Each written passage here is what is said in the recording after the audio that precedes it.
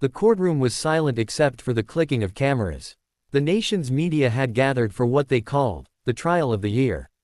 At the center of it sat Ethan Cole, a single dad and decorated veteran of the Delta Force, once hailed as a hero, now branded a criminal.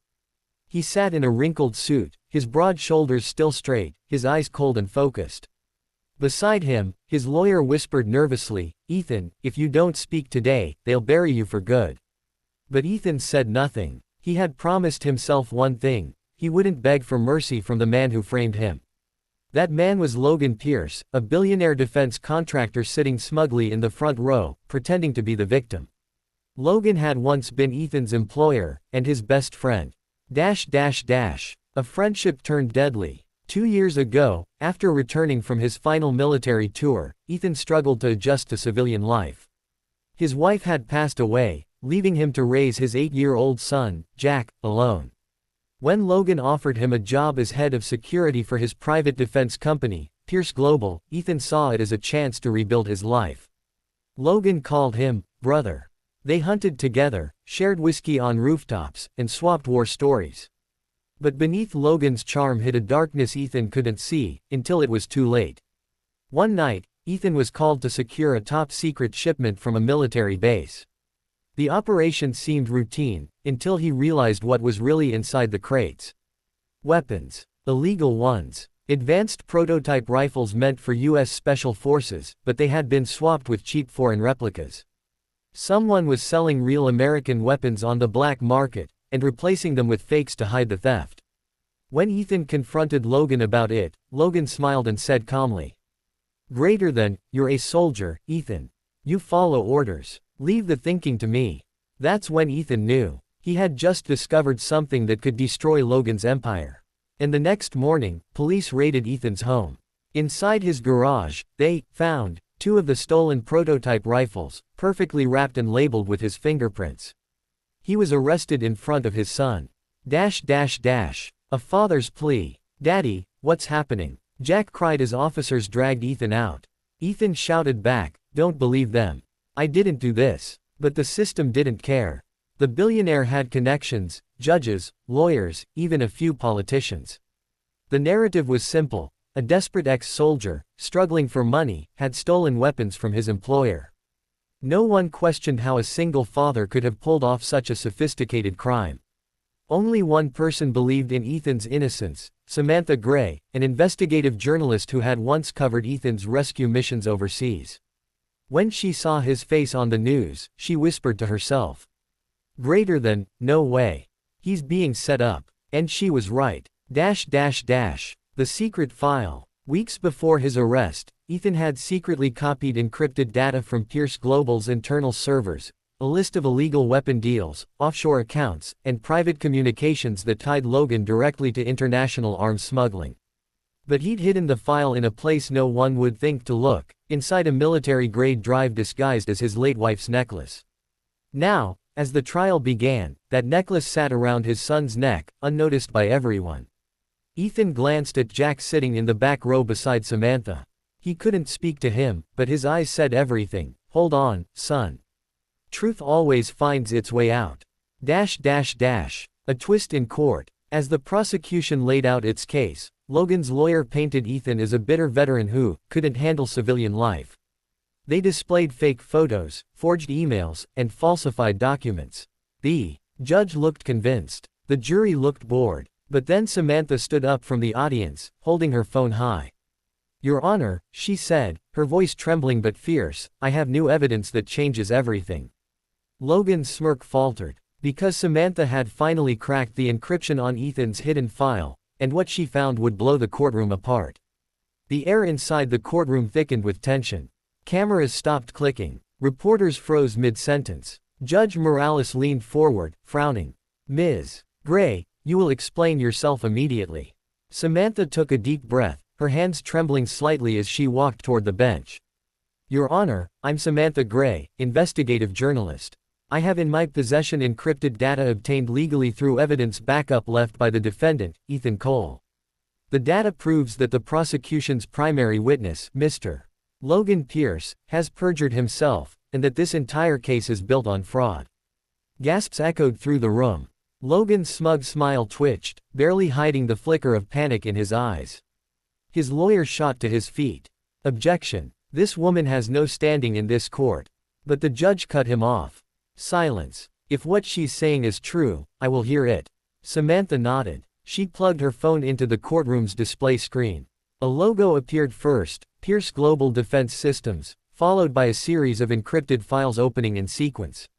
Ethan's eyes locked on the screen. He recognized the file names. Those were the logs he'd downloaded the night everything went wrong. The evidence unfolds. Samantha began, these are internal communications between Mr. Pierce and his offshore partners. They reference shipments of prototype weapons sold to foreign buyers, then replaced with falsified inventory to avoid detection. The first email appeared on the screen. Greater than from Logan Pierce. 2. Victor Malenkov. Shipment confirmed. Replace inventory tags with Cole's ID. Ensure the payment goes through Dubai account by the 10th. No mistakes this time. The courtroom erupted in murmurs. The prosecutor's face went pale. Samantha continued, scrolling through transaction records and government contracts, each revealing a deeper level of corruption. Greater than, Cole's record makes him perfect for the fall. Once he's convicted, no one will dig deeper. The words on the screen hit Ethan like gunfire. His fists clenched under the table. He had replayed that betrayal in his head 1,000 times, but seeing it in writing broke something inside him. The judge's voice hardened. Mr. Pierce, how do you explain this? Logan tried to keep his composure. Your Honor, these files are fabricated. This is an act of desperation by a disgraced soldier trying to avoid prison. But Samantha wasn't finished. She turned toward Ethan's son, Jack, sitting quietly with his mother's necklace still hanging around his neck. Jack, she said softly, do you remember the necklace your dad told you to keep safe? Jack nodded. He said it had Mom's picture inside. Samantha smiled gently. It is, but it also holds something else. She approached the bench and handed the necklace to the court technician. Inside the tiny pendant was a micro drive, military grade, sealed with Delta Force encryption. The technician inserted it into the evidence computer. Within seconds, another wave of documents appeared. This time, they weren't just emails. They were mission logs, stamped top secret, Delta Force Operation Iron Falcon. The classified truth. Ethan's heart stopped. Those files weren't supposed to exist anymore. He had destroyed the originals years ago, at least, that's what he thought. The logs revealed something no one in the courtroom expected. It detailed a covert Delta Force mission, led by Commander Ethan Cole, to rescue American hostages from a warlord in the Middle East. But buried inside those reports was a shocking detail. Logan Pierce's company had supplied the very weapons used by the enemy forces in that conflict. The same weapons Ethan's team had fought against. The same weapons that had killed 2 of his brothers in arms. As the images and transcripts appeared on the screen, photos of destroyed villages, burned convoys, soldiers' names, Ethan's jaw tightened, his eyes glassy with rage. Greater than, Pierce Global, the judge read aloud, was under investigation by the Department of Defense for supplying experimental rifles to unauthorized buyers during the Iron Falcon operation. Samantha turned to the jury. Ethan Cole didn't steal anything. He exposed the truth. And that's why Logan Pierce framed him. The courtroom exploded into chaos. Reporters shouted questions. Logan's lawyers scrambled, demanding recess, but the judge slammed his gavel. Order. Order in this court. Logan's downfall. The judge glared at Logan. Mr. Pierce, these are federal crimes. You are hereby remanded into custody pending investigation. 2 U.S. Marshals stepped forward, but Logan suddenly stood, his voice trembling with fury. You think you can do this to me? I built this country's defense industry. I own half the politicians in this room. He pointed at Ethan, his mask finally slipping. Greater than, you're nothing but a broken soldier. I made you, and I can destroy you again. Ethan rose slowly, his gaze cold as steel. You already tried. Before anyone could respond, Logan lunged toward the bench, shouting incoherently. The marshals tackled him to the ground as the crowd gasped. It was over. The man who framed a hero was now being dragged out of court in handcuffs. The verdict. Hours later, after emergency hearings and federal intervention, Ethan's charges were dropped. The judge declared a mistrial due to catastrophic misconduct and fraudulent evidence. When the gavel fell for the final time, Ethan finally exhaled. He turned to Samantha. "You just saved my life." Samantha smiled. "No, Ethan, you saved your own. You just needed someone to believe in you." Jack ran to him, tears streaming down his cheeks. Ethan lifted him up, whispering, "We're going home, buddy. For good this time." Weeks later, the story went national. News channels replayed the courtroom footage endlessly. Billionaire defense mogul arrested for framing war hero. Congress launched a formal investigation. Several high-ranking officials resigned. Logan Pierce faced over 30 charges, including arms trafficking, fraud, and conspiracy. His empire collapsed overnight. But for Ethan, the victory wasn't about revenge, it was about redemption. He had been branded a criminal, humiliated, and nearly destroyed, but he walked free with his head held high. The medal that wasn't given. A month later, Ethan received a letter from the Department of Defense. Inside was a medal, one that had been approved years ago but never awarded due to classified restrictions. The Distinguished Service Cross, second only to the Medal of Honor. The inscription read, "Greater than, for valor and leadership beyond the call of duty during Operation Iron Falcon." Commander Ethan Cole risked his life to save 12 hostages under enemy fire. Ethan stared at it for a long time. Then he placed it in a small box beside his late wife's photograph. He whispered, "This one's for you, Anna." A new beginning. Samantha visited him a few days later. She found him working on his old pickup truck, grease on his hands and his son playing nearby. "You know," she said, leaning against the hood, "Hollywood wants to buy your story. They're calling it, the Delta Betrayal." Ethan laughed. "Tell them to make it about the truth, not explosions." Samantha smiled. "You sure you don't want fame? You could retire in peace." He shook his head. "I don't need fame. I just need peace, and a childhood for my boy that isn't built on lies."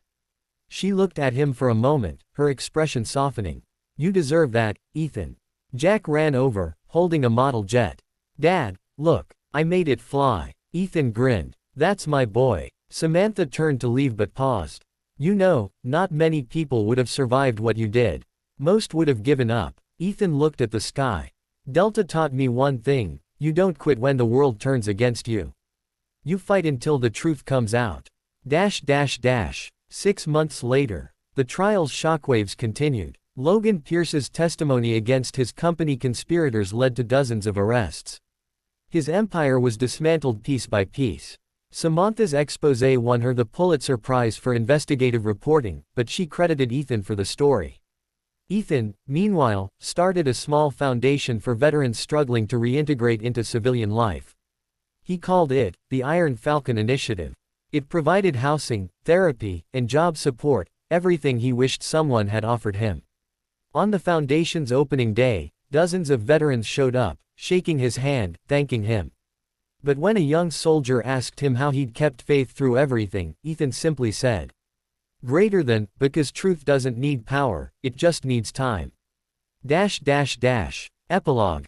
Justice served. 2 years later, on the anniversary of his wife's death, Ethan and Jack visited her grave. The morning sun glowed over the cemetery. Jack placed a bouquet of white lilies on the stone. "Mom, Dad's famous now," he said proudly. Ethan chuckled. "Not famous, kiddo. Just free." He took the necklace, the same one that had held the evidence, and placed it gently on the grave. "Rest now," he whispered. "It's over." Samantha stood nearby, watching quietly. She'd become part of their lives, like family. As they walked back toward the car, Ethan stopped and looked over his shoulder one last time. The breeze rustled through the trees, almost like a whisper from the woman he'd loved and lost. And for the first time in years, he smiled without pain. Final lines. Justice hadn't come easily. It had cost Ethan his reputation, his peace, and nearly his son. But when truth finally rose from the ashes, it burned brighter than any lie. Because some men fight wars on battlefields. And others fight them in courtrooms. Ethan Cole had done both. And he'd won.